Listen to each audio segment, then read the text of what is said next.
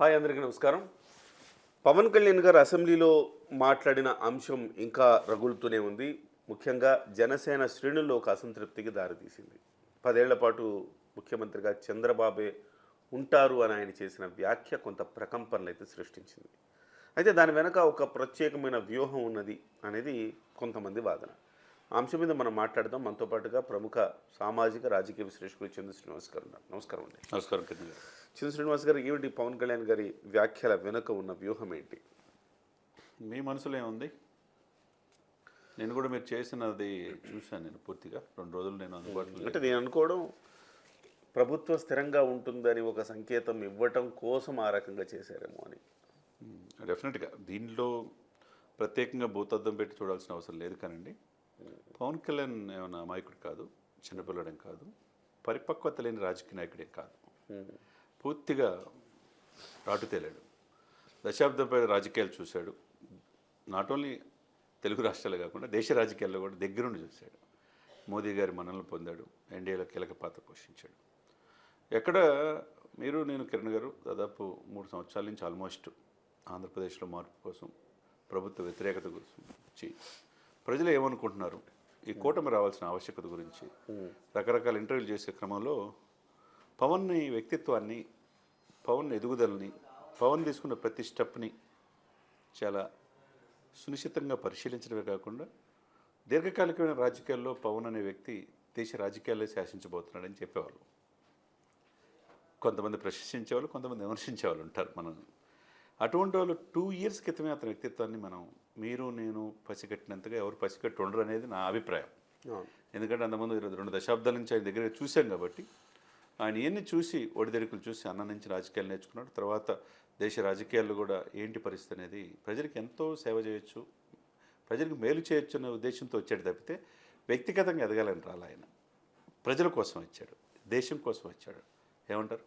అవును, కరెక్ట్. ఆ point of view ఏంటంటే, ఒక స్టెప్ కొన్నిసార్లు మీరు అరవటం కాదు, జిందాబాద్ సీఎం అంటాం కాదు, ముందు మనం జగన్ దించాలి, అది ఆ ఉద్దేశంతో పనిచేద్దాం అన్నాడు. అలానే దించాడు, చెప్పి చేశాడు. దించాడు. చంద్రబాబు నాయుడు గారు అనుభవం ఉన్న వ్యక్తి కావాలని చెప్పి ఆనాడు 2014లో అనుభవం ఉన్న వ్యక్తి అని చెప్పేసి సీఎం చేశాడు. 2019లో విడిగా పోటీ చేశారు కాబట్టి జగన్కి అవకాశం వచ్చింది. 2019లో 14 తీసేస్తే మధ్యలో 19లో ఇది ఏంటి పరిస్థితి అనేది చూస్తే 19 నుంచి 24 మధ్య అనేక రాష్ట్రం సర్వనాశనం అయిపోయిందనే భావన కావచ్చు, ప్రజలు ఇబ్బంది కలిగించింది, అతనికి ఆవేదన గురి చేసింది. కాబట్టి తన పదవి కంటే ముందు చంద్రబాబు నాయుడు గారిని ముందు పెట్టి గెలవాలనుకున్నాడు. గెలిచారు. సక్సెస్ రేటు దేశ రాజకీయాల్లో మోదీ గారు కూడా ప్రధానమంత్రి అయ్యేటట్టు చేయగలిగారు. దేశ స్థాయిలో ఎదిగాడు. అదే సమయంలో నిన్న అనే మాట కొద్దిగా ఆలోచిస్తే డెప్త్కి వెళ్తే, పద్దాకల అనుభవం ఉన్న వ్యక్తి అని చెప్పి ఇంకో దశాబ్దం పాటు చంద్రబాబు నాయుడు గారి సీఎం కావాలి అనే అసెంబ్లీలో అన్నాడా, లేకపోతే యాదృచ్ఛికంగా అన్నాడా, లేకపోతే ఈ కూటమిని స్ఫూర్తి నింపటానికి అన్నాడా అనేది 3 పాయింట్స్. యాదృచ్ఛికంగా అనటం. 2, ఈ కూటమిలో జనసేన, టీడీపీ, బీజేపీ వేరే కాదు, మేమంతా ఒకటే, మా నాయకుడు ఒకటే అనే భావన కలగజేయటం, స్ఫూర్తి నింపటం. 3వది అనుకోకుండా అనటం, లేకపోతే ఏదైనా వ్యూహం ఉండటం అనటం అనేది రకరకాల పారామీటర్స్. కాబట్టి మెచ్యూర్డ్ పొలిటీషియన్గా పవన్ ప్రతి స్టెప్లో వెళ్తున్నాడు. ఎవరికి అంతు చిక్కని రాజకీయం చేస్తున్నాడు. ఈరోజు ఇక్కడున్న వ్యక్తి తమిళనాడు రాజకీయాలు కనపడుతున్నాడు, మహారాష్ట్ర రాజకీయాలు కనపడుతున్నాడు, నెక్స్ట్ కర్ణాటకలో, అన్నింటిలో దేశవ్యాప్తంగా కనపడుతున్నాడు. అంటే రాబోయే 10 ఏళ్ల పాటు వైసీపీని అధపాతాళాల్లో తొక్కుతారన్నాడు, తొక్కారు. మళ్ళీ లేవకుండా పూర్తిగా ఎరాడికేట్ చేయటం అనే లక్ష్యంతో పనిచేస్తున్నారా? ఆ తర్వాత తెలుగుదేశం పార్టీ, జనసేన మనం ఎట్లనో, అంటే ఆయన ఉద్దేశం ఏంటంటే అరాచకంగా ఉంటుంది కాబట్టి వైసీపీని అన్డెమోక్రటిక్ పంధాలో వెళుతుంటుంది వైసీపీ అనే పార్టీ లేకుండా చేస్తే డెమోక్రటిక్ పంధాలో ఎంతో కొంత తెలుగుదేశం కానీ జనసేన అయితే పూర్తి డెమోక్రటిక్ అనుకోండి. డెమోక్రటిక్ పంధాలో ఉండే పార్టీలు న్యాయపరంగా ఎంతైనా విభేదించుకోవచ్చు, ఎంతైనా ఫైట్ చేయొచ్చు, ఎంతైనా దాని మీద పోరాడచ్చు. అంతే తప్ప అన్డెమోక్రటిక్ ఫెలోస్కి ఈ రాష్ట్రంలో ఈ సమాజంలో స్థానం లేదు అనేది ఆయన అభిప్రాయం కావచ్చు.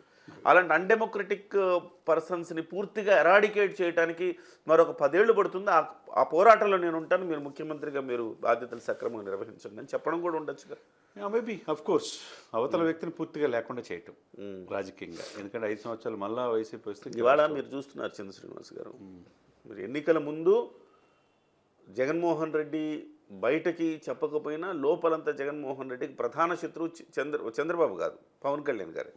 ఇవాళ కూడా అధికారంలోకి వచ్చిన తర్వాత కూడా ప్రధాన శత్రువు పవన్ కళ్యాణ్ అయ్యాడు తప్ప చంద్రబాబు కాదు అక్కడ. ఎందుకంటే చంద్రబాబు నాయుడు గారు కాస్త సౌమ్యుడు కాబట్టి ఏదో ఆయన పరిపాలన మీద దృష్టి పెట్టుకున్నాడు. కానీ పవన్ కళ్యాణ్ అలా కాదు. శాంతి భద్రతల విషయం కావచ్చు, ప్రతి అంశంలో జగన్మోహన్ రెడ్డి గారిని ఎండగట్టడంలో ఆయన ముందుంటున్నారు. అంటే పవన్ వర్సెస్ జగన్గా రాష్ట్రంలో కనపడతా ఉంది ఇప్పటికి కూడా. సో జగన్ అనే వ్యక్తిని పూర్తిగా నిర్వీర్యం చేస్తే పవన్ వర్సెస్ తెలుగుదేశం పార్టీ అయితే, జనసేన వర్సెస్ తెలుగుదేశం పార్టీ, ఏ ప్రభుత్వం వచ్చినా ఎంతో కొంత డెమోక్రటిక్గానే ఉంటారు, ఎంతో కొంత ప్రజలకు సేవ చేసే అవకాశం ఉంది, అభివృద్ధి జరిగే అవకాశం ఉంది. కానీ ఈ అన్డెమోక్రటిక్ ఫెలోతోనే చాలా ప్రాబ్లం అనేది ఆయన భావన నాకు అనిపిస్తుంది. మేబీ అనుకోవచ్చు అండి, కానీ ఆయన ముఖ్యమంత్రి కావాలని ఆయనకు ఉండదంటారా? ఖచ్చితంగా ఉంటుంది, ఖచ్చితంగా ఉంటుంది కదా. అదేవిధంగా ఆయన ఒక బైబిల్ సూక్తి దాన్ని ఎప్పుడు తనకి తను తగ్గించుకున్నాడు హెచ్చింపబడతారని, అలా తనను తాను తగ్గించుకునే ఒక ప్రయత్నం చేస్తే అంతే తప్పితే ఆయనకి మనసు ఉంటుంది. ఎందుకంటే ఈ రాష్ట్రాన్ని పరిపాలించే 2 అగ్రవర్ణాలు, కిరణ్ గారు మీకు తెలియంది కాదు, ఒకళ్ళు 3%, ఒకళ్ళు 8% ఉన్నా తరతరాల నుంచి వాళ్ళే పరిపాలిస్తున్నారు. ఆ పార్టీలో ఒక వర్గం, ఈ పార్టీలో ఒక వర్గం. Single largest community in the state of Andhra Pradesh. Chiranjeevi గారు వెనక కావచ్చు, పవన్ గారు వెనక కావచ్చు, ఈరోజు కూటమి వెనక సాలిడ్గా 95% నిలబడి గెలిపించారు. వాళ్ళకి కోరిక ఉండదంటారా?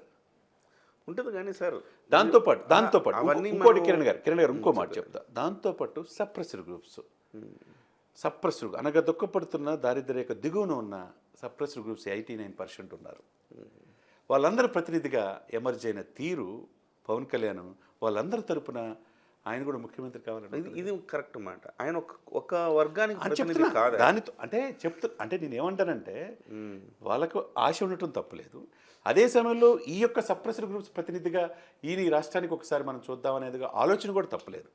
ఇక్కడ వాళ్ళ కోరిక కూడా తప్పలేదు. అంటే దశాబ్దం మళ్ళా చంద్రబాబు నాయుడు గారిని చూడటానికైనా 7-10 వయసులో రిటైర్ ఎప్పుడు కూడా కావాలి కదా అనేది ఉంటుంది. ఈ యొక్క పీరియడ్లోనే ఈ 5 సంవత్సరాలైనా చివరి 2 సంవత్సరాలైనా మాకు ఇస్తారా లేదా మా నాయకుడు అనేది కూడా ఉంటుంది.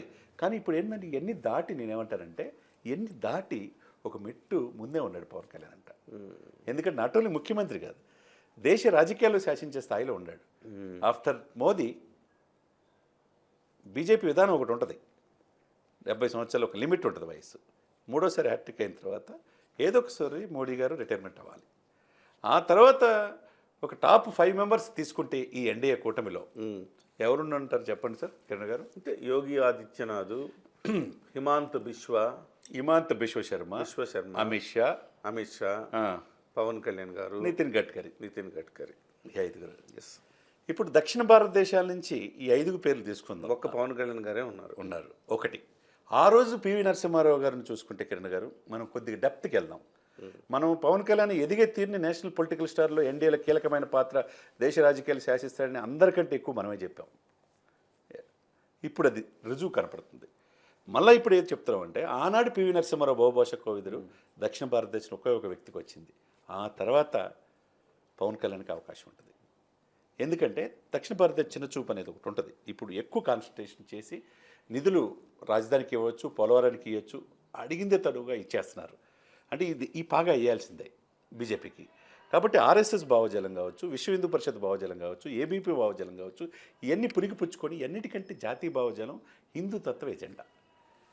ఆ రోజు అద్వానీ గారు కరెక్ట్ ఎవరు ఈ బీజేపీ అధికారులు తీసుకొచ్చినట్టుగా ఎవరు కనపడుతున్నారు? అమిత్ షా తెర వెనక చాణక్యుడు. అవును, ఓకేనా? హిమంత బిశ్వ శర్మ ముందుకు వచ్చి మాట్లాడుతుంటాడు. సరే, యోగి ఆదిత్యనాథ్ మినీ ఇండియాని ఆ స్థాయిలో ఉన్నాడు. ఇప్పుడు నితిన్ గడ్కరీకి ఆర్ఎస్ఎస్ సపోర్టు మెండుగా ఉంది సార్. అమిత్ షాకి కొన్ని మరకలు మచ్చలు ఉన్నాయి కాబట్టి ఆయన పీఎంగా అవ్వాలంటే చాలా ఇబ్బందికరమైన సిచ్యువేషన్. సో యోగి ఆదిత్యనాథ్, హిమాంతు, ఈ యోగి ఆదిత్యనాథ్, హిమంతు ప్లస్ పవన్ కళ్యాణ్ అండ్ అమిత్ షా మాత్రమే మీరు అన్నట్టుగా ఆ నలుగురు రేస్లో ఉంటారు. ఆ నలుగురు ఈ నలుగురిలో ఉంటే ఫేస్ వాల్యూ లేదు ఏ విధంగా చూసుకున్నా. దక్షిణ భారతదేశానికి మనం ఒక ప్రాతినిధ్యం కల్పించాలంటే పవన్ కళ్యాణ్ గారు Obviously మాత్రమే పవన్ ఉంటారు. రేపు- ఇవాళ విషయం కాదు, ఆయన ఎదుగుతున్న క్రమంలో బీజేపీకి దగ్గరవుతున్న క్రమము, ఆయన తీసుకున్న స్టాండు, హిందూ సనాతన సనాతన ధర్మ ధర్మ పరిరక్షణ బోర్డు తీసుకున్న స్టాండ్, ఇవన్నీ చూస్తే సహజంగా ఇలాంటి ఒక క్యాలిక్యులేషన్స్ అనేవి వస్తూ ఉంటాయి. వీళ్ళు అనుకుంటున్నారు. నేను అనుకుంటే మనం ఆ దేశ రాజకీయాలు చేసి చాలా మంది అన్నారు కదా, ఇప్పుడు నిజంగా కానీ శాసిస్తారు కదా. ఇది టూ ఇయర్లీ కదా చంద్ర శ్రీనివాస్ గారు. అని కాదు, అంటే ఇప్పుడు అంతకు మించి ఒకటి సార్, ఎయిమ్ కళలు కరండి, ఆ కళలు సార్థకత చేసుకునే ప్రయత్నం ఎవరు చెప్పారు? అబ్దుల్ కలాం గారు చెప్పారు. దేశం మంచి సుభిక్షంగా ఉండాలనే కళలు కనాలి, దేశాన్ని పరిరక్షించే వ్యక్తిని బాసటగా నిలవాలి. మహారాష్ట్ర ఎలక్షన్స్లో మనం చూసామా, దశాబ్దం పైనే ఒక చిన్న ఇన్సిడెంట్గా జరగకుండా మోదీ గారు ఉన్నారు, దేశాన్ని రక్షించాడు. ఆరాజు శివాజీ తర్వాత ఈరోజు మోదీని చూస్తున్నామని చెప్పి ఇదే చెప్పాడు. ఇప్పుడు మహారాష్ట్ర ఎలక్షన్స్లో ఎక్కడైతే షోలాపూర్, పూణే కంటోన్మెంట్ ఏరియా, మరఠ్వాడ ఈ ప్రాంతం మొత్తం రోడ్ షో తిరిగాడు. అన్ని ప్రాంతాలు కంప్లీట్గా ఈ కూటమి, మహాయుతి కూటమి గెలవబోతుంది. పవన్ కళ్యాణ్ చరిష్మా పని ఇమేజ్ పెరిగింది సార్. అంటే ఆయన వ్యూహాత్మకంగా చేశాడా లేకపోతే భావోద్వేగంతో చేశాడా తెలియదు, కానీ ఆయన సనాతన ధర్మం అని తీసుకున్న తర్వాత ఆయన జాతీయ స్థాయిలోకి ఫోకస్ వెళ్ళిపోయాడు. అంటే ఈ రోజు మోదీ కామెంట్, ఈయన పవన్ కాదు ఈయన తుఫాన్ అని చెప్పేసి మోదీ చేసిన కామెంట్ కావచ్చు, తర్వాత ఆయన 21-27 పర్ఫామ్ చేయడం కావచ్చు, 100% స్ట్రైక్ రేట్, తర్వాత ఈ సనాతన ధర్మం కావచ్చు, ఒక్కొక్కటి దేశ రాజకీయాల్లో ఈ పవన్ కళ్యాణ్ ఎవరో ఉన్నారట, ఆయన చాలా పవర్ఫుల్ అట అనే స్థాయికి వెళ్ళింది. ఇప్పుడు నేషనల్ మీడియా అంతా హాలీవుడ్ నటులు, నేను అక్షయ్ కుమార్ ఏదో షో చేస్తుంటే అజయ్ దేవగన్ షోలో కూడా ఎవరు డిప్యూటీ సీఎం అని cinema actor, top actor south ఇండియాలో ఎవరు అనగానే పవన్ కళ్యాణ్ పేరు వస్తుంది. ఒక హిందూ సనాతన సంప్రదాయం 100 కోట్ల మంది ప్రతినిధిగా ఎవరంటే పవనే. 11 రోజులు హిందువులకి ప్రాయశ్చిత్త దీక్ష చేసిందంటే ఒక పవనే. 5 భాషలు అనర్గంగా మాట్లాడగలిగే వ్యక్తి ఎవరంటే పవన్ కళ్యాణ్. నాకు అనిపిస్తుంది, నా సెన్స్ ఏమనిపిస్తుందంటే ఒక అతిశయోక్తి అనుకోవచ్చు, కొద్దిగా ఇదని వచ్చుకోవచ్చు, కానీ దక్షిణ భారతదేశం నుంచి మోదీ తర్వాత ఆఫ్టర్ ప్రధానమంత్రి స్థాయికి ఎదిగే వ్యక్తుల్లో ప్రథమ వరుసలో పవన్ కళ్యాణ్ ఉంటాడు.